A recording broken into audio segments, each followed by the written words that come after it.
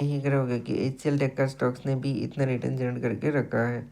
तो देखा जाए दोस्तों तो ऑलमोस्ट 1362 रुपीज़ का ही स्टॉक्स में प्राइस है इसका।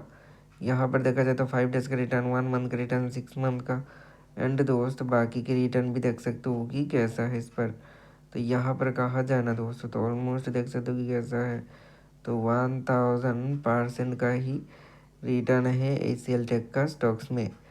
देन इसका कहा जाए तो इस बॉटम लेवल से यहाँ तक का रिटर्न देखा जाए तो ऑलमोस्ट 74 टका यहाँ पर गुना का ही रिटर्न है दोस्त HCL टेक का स्टॉक्स पे।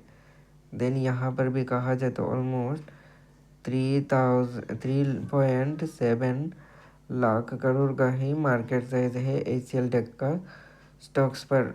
तो दोस्त क्या अभी HCL टेक का ही शेयर होल्डर हो या फिर किसी दूसरे स्टॉक्स का, कमेंट करना ज़रूर। तो दोस्त फिलहाल आज के लिए इतना ही।